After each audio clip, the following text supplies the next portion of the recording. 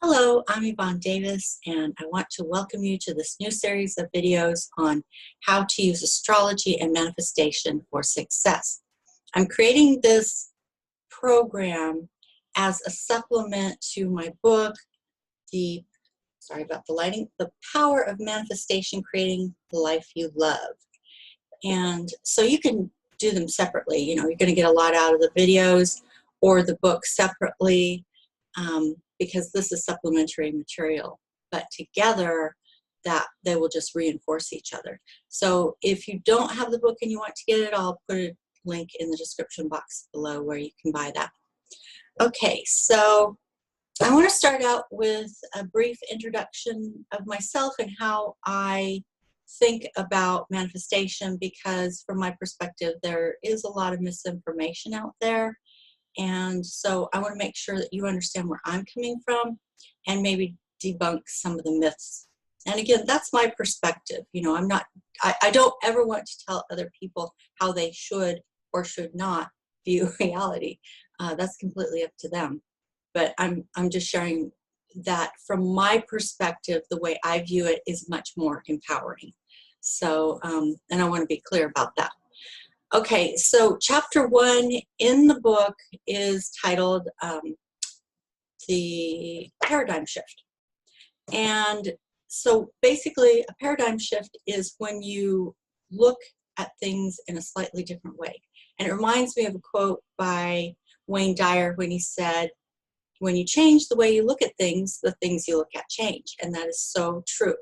So that's what we're going to do here in the beginning, is we're going to explore maybe a slightly different way of looking at things than you have in the past and see if you can make that paradigm shift, okay? So the first thing I want to say about manifestation and what I perceive as some of the misinformation is this idea that you can just visualize and that's it. Just visualize. And you don't have to do anything else. I've heard that said so many times. And I think that in a way, I really see that as being misleading, because while visualization is an extremely important part of this process, if that is all you do, that's all you get. You visualize something, you get a visualization. I think you probably want more than that, right? You probably want to bring it into physical manifestation. So yes, you do have to do more than just visualize. And let me explain in terms of the chakras. That I think that's the best way to understand, and I use that model in my book, The Power of Manifestation. So at the top of your head is the 7th chakra, and this is where we connect to cosmic divine energy. And this is also partly why the reason why human beings stand up straight. We are transmitters of that cosmic divine energy. And so it has to come down through your chakras. So it comes first into your crown chakra and then down into your 6th chakra. So this is your 7th, your crown chakra. This is your 6th, your 3rd eye chakra. And this is your 5th chakra. In your throat. This is how you communicate with the world. And it's, interestingly enough, also related to the ears. It's also how you hear the world. So the 4th chakra is your heart, and the 3rd chakra is your solar plexus. The 2nd chakra is your sacral area, and the 1st chakra is at your tailbone, and that's where your body literally meets the earth. And so it goes straight through you and also up. So we get energy from the earth as well. It goes up. And so it becomes a torus. And if you're not familiar with an energetic torus, you can just Google that and you'll come up with lots of information. There's an interesting movie called Thrive that is kind of based around the concept of the energetic torus. But I don't want to spend a lot of time going into explaining chakras and so on. If it comes up in the course of these videos, then I'll go into a little more detail. But just need to let you know that I will bring in some concepts that I won't necessarily be able to go into significant depth about, but you can always Google. You can find tons and tons of information about chakras if you're not familiar with them.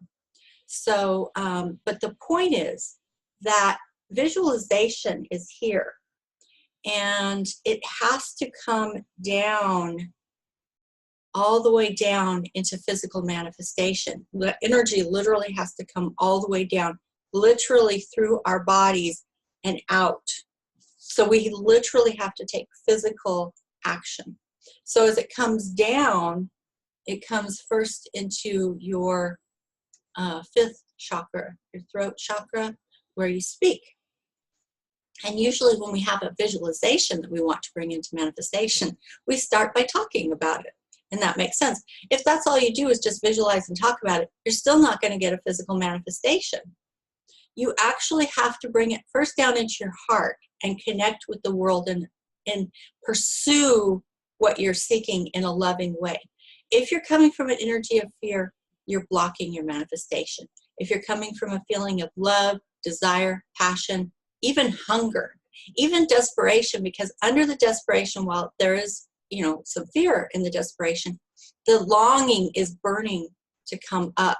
It's just so intense. It's like, I can't take this anymore. I have to make something happen. And so underneath that is this really intense desire and passion. And that's what you care about. That's what you value. It's what you love. So really is the driving force is that love. It's also how you connect with the world outside, because you need to make those connections in order to manifest. You're not doing this in a vacuum. So it comes down, sixth chakra, fifth chakra, fourth chakra, and then to the third chakra, which is where you make decisions. That's about what you say yes to and what you say no to. And what I learned when I made my first, I would say most significant manifestation in my life, which was to shift from full-time employment to, I had a job, I worked for CBS as a national traffic coordinator. And it sounds kind of glamorous, but believe me, I was just an underpaid, glorified secretary and data entry clerk with a fancy title. And I really wanted out of there. So I did manifest and was able to now become self-employed. I've been self-employed for over a decade and much, much happier. And part of the work that I do is transformation work because I'm so passionate about it. I just want to share it with the world. I love it. And I love it for myself too. So that's how I'm connecting, from my heart. And then when you come down into the third chakra, that's when you decide what you want to say yes to and what you want to say no to. And if you can't say no, then you can't say yes. Now, if that doesn't make sense to you, think about it. Let's say you wanted to be in a intense, well, I don't know, intense, but I mean like really deep and a passionate, intimate relationship, committed relationship, with someone where you really get the full benefit of being in that kind of relationship. And so, somebody comes along and they're kind of good looking and, you feel a little bit of attraction. And they say, hey, let's hook up. And you say yes. And then somebody else comes along and says, hey, you're kind of hot. And you say yes, and yes, and yes, and yes.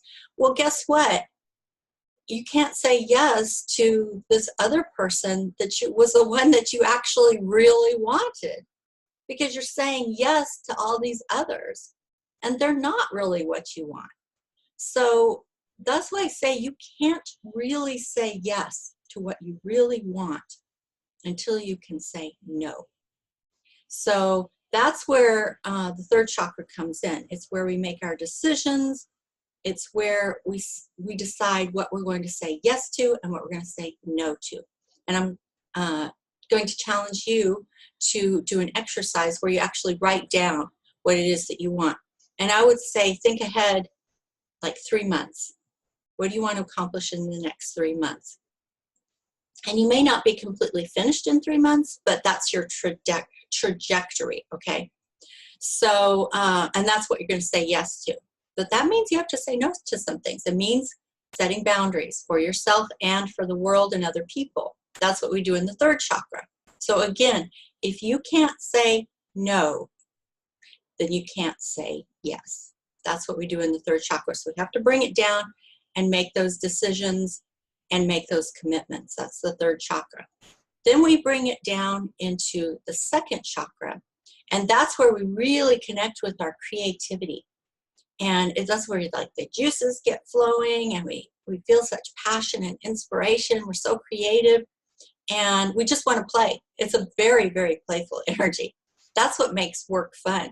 You know, if you have an attitude like the word work, you equate to unhappiness, maybe even torture, misery, then you're not connecting with your second chakra, because you haven't connected with your fourth chakra, which is what you love, what you're passionate about, and because you haven't connected with your third chakra, the energy in your third chakra says, no, I am not going to do things that make me miserable. I'm going to say yes to what my heart is calling me to do. So that's what I did over 10 years ago when I departed from that job. I won't go into all the details because there's not enough time here, but just let me say that was like when I took all the principles that I'd been learning and studying and practicing, and I really put it into action. And I moved through, you might say I moved through a door that closed behind me, and I never went back. And that's the truth. So, so I know from personal experience that it is absolutely doable because I've done it myself. Okay, so then you go down to the first chakra. And your first chakra is where you actually connect to physical earth. Okay, this is where you bring it into physical manifestation. This is where you actually have to bring the energy through your body. You know, that's where the rubber hits the road. You know, it's when it comes out, your hands, you know, if you're typing, you're picking up a phone, you're manipulating things with your hands, and your feet have to move, and your whole body has to move. You know, that's where it just comes through. It comes through physically, that energy into physical manifestation. You have to make things happen.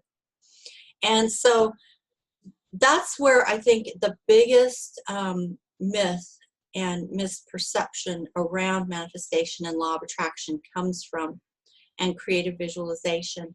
But the visualization part is something in itself. And then there are all these other steps that come after.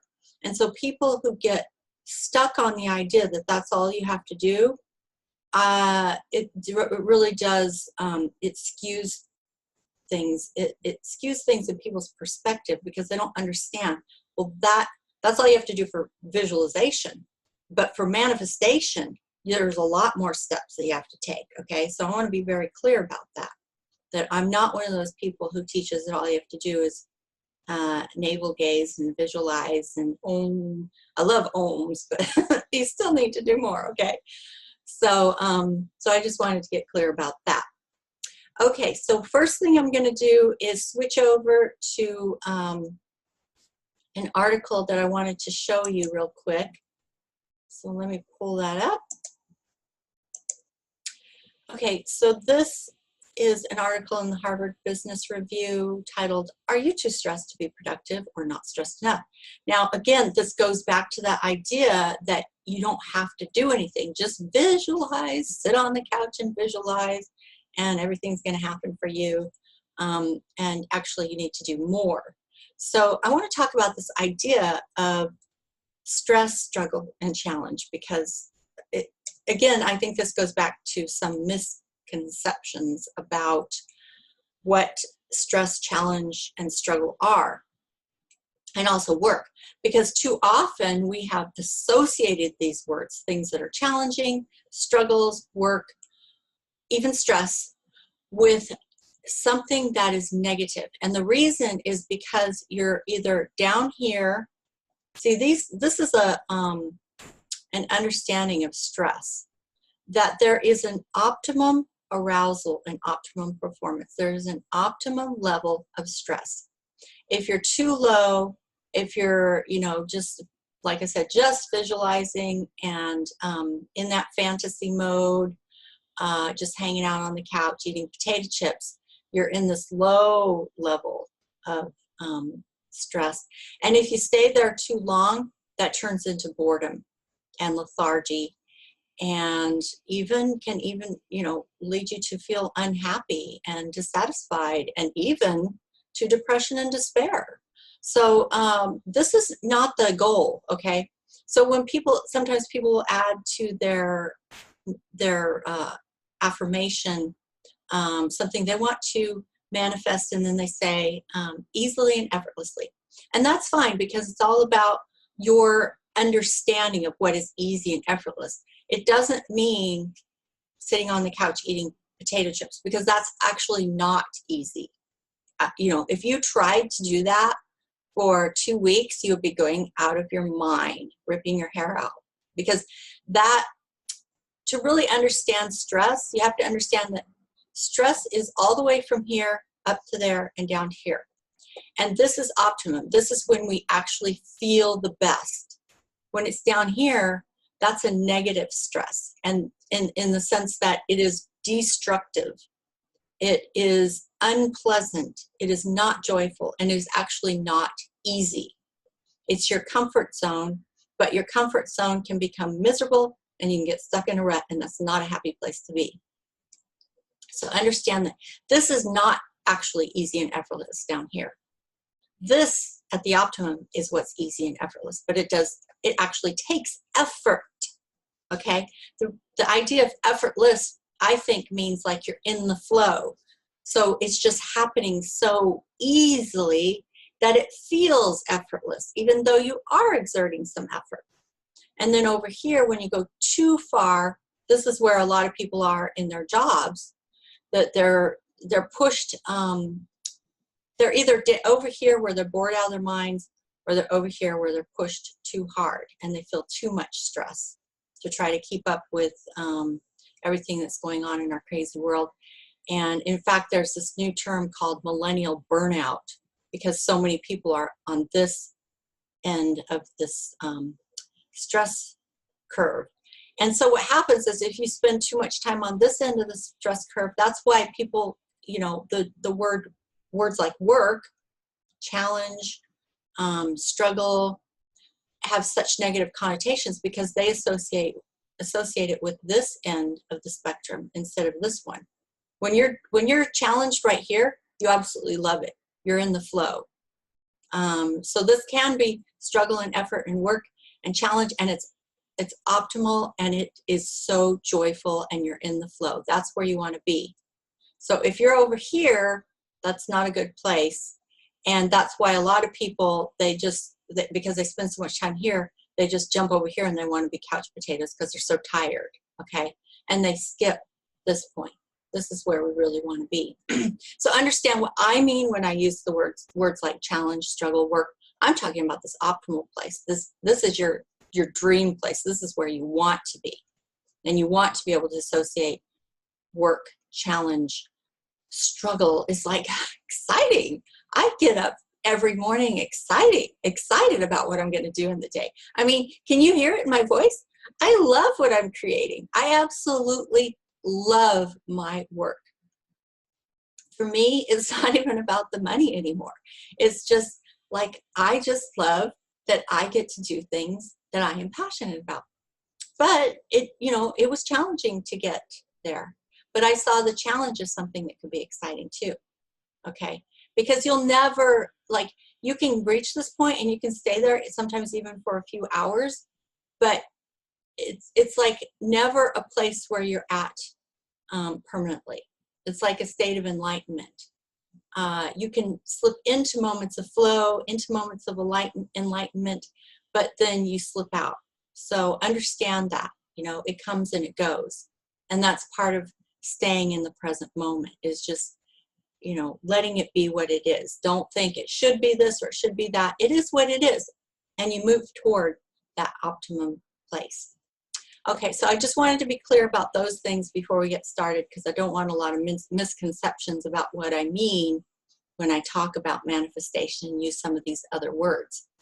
All right, so now what we're going to do is we're going to slip over to the chart, And I'm going to bring up a new moon chart, because that's one of the best times to begin something new. So if you're starting this series of videos, or if you're starting my book, The Power of Manifestation, then this is a great time to do it, is at a new moon. That's when we start things that are new and we initiate new things. Okay, so let me bring you over. Whoops. Yes, that's it. Oh, no, that's his chart. Okay, sorry about that. Alrighty, here we are. Okay, so this is the new moon. I'm going to start with February 4th, 2019 new moon. But just think of this as an example, because you might be watching this on another occasion. And okay, so this is just an example. February 4th, 2019 new moon at 3:02 p.m.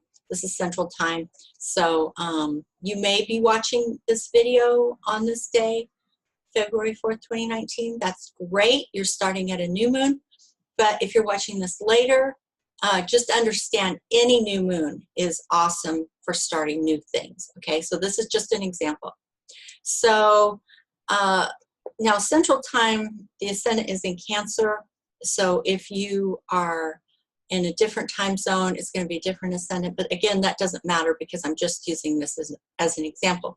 Happens to work especially well for me personally, because I happen to have a Cancer ascendant. Now, if you don't know what your ascendant is, you can look for a free online natal program, or you can look for, or you can contact an astrologer. I'm an astrologer, and I will have my link below if you want me to do a reading for you. So most people know what their sun sign is. That's easy to figure out, but not everyone understands what their ascendant is. So if you need help with that, you know, there's information on the internet, and there are always astrologers who I'm sure are looking for new clients. Like myself, I'm always looking for new clients. So okay, so this is my ascendant in Cancer. So right now, Cancers have the North Node, and that's a wonderful thing to have. And then you go around and you look at the different houses and what they mean, and you get around and you find out where is this new moon taking place. This cycle, it happens to be taking place in Aquarius.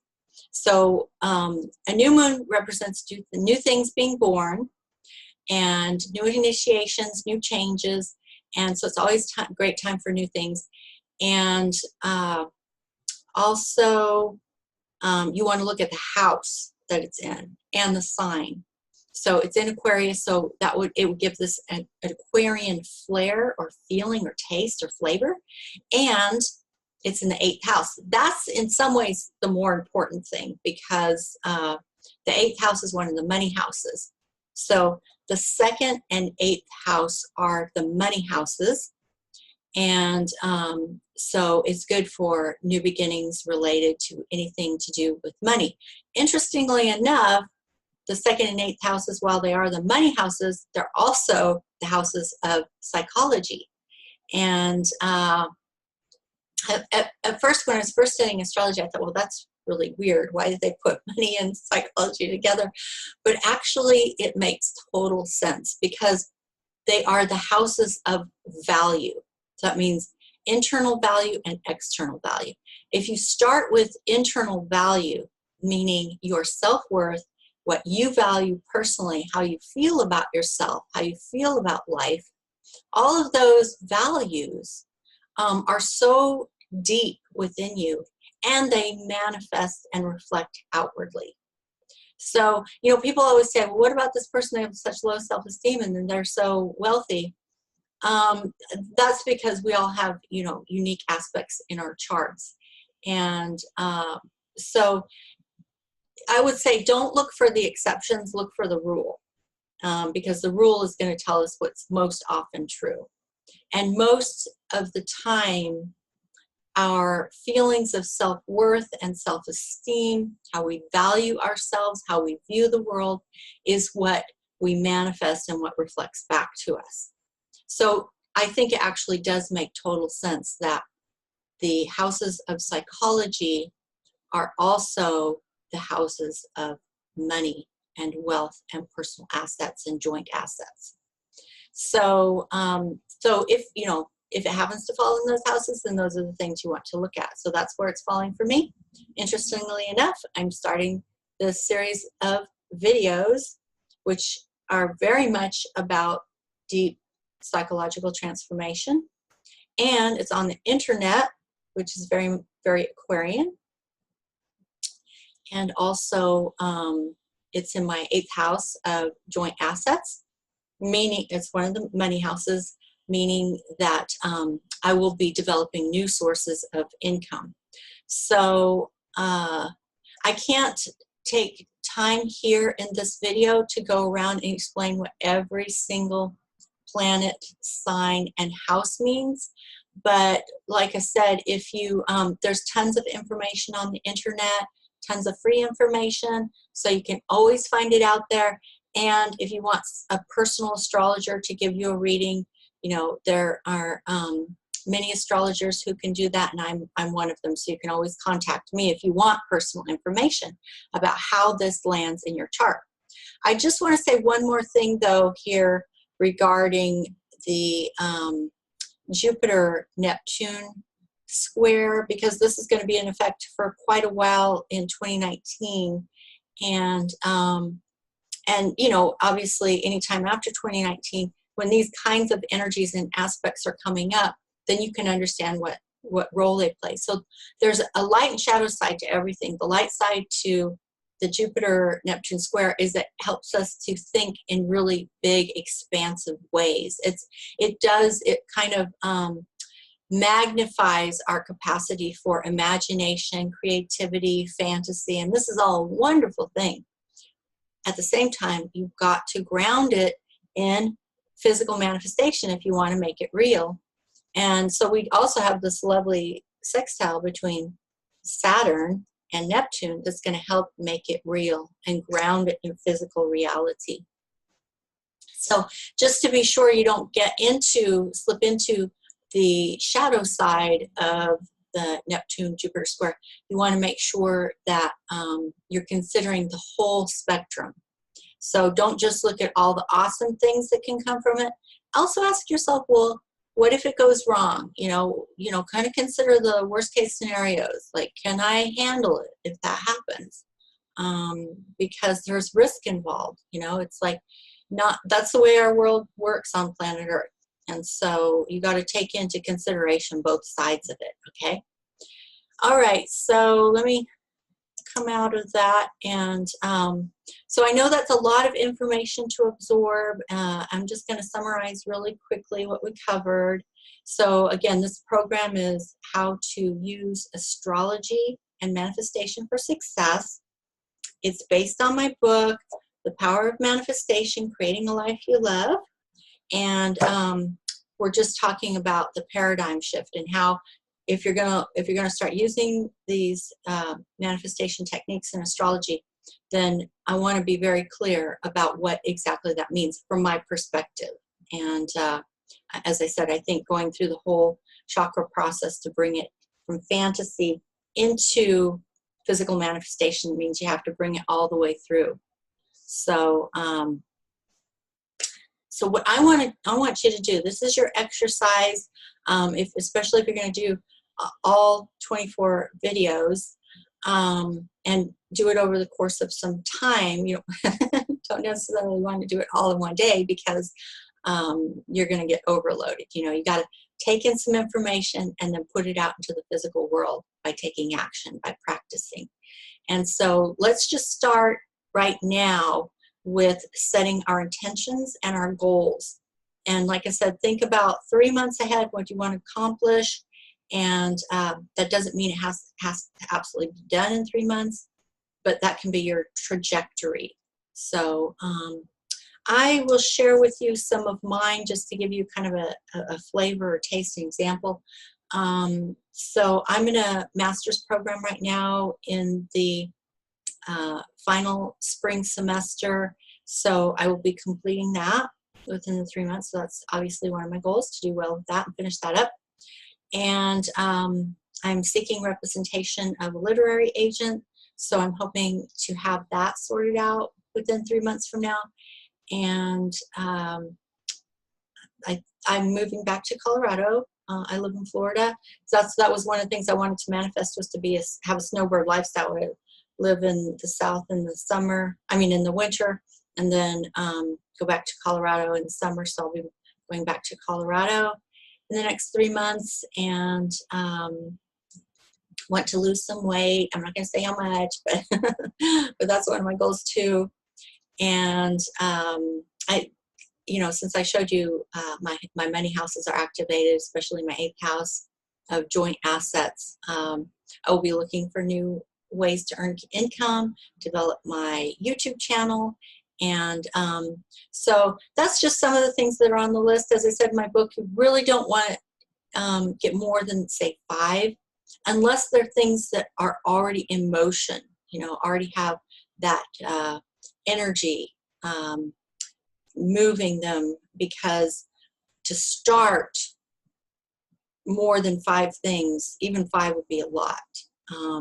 If you just want to focus on one thing, that's going to give it the most power, because you have the most focus on that.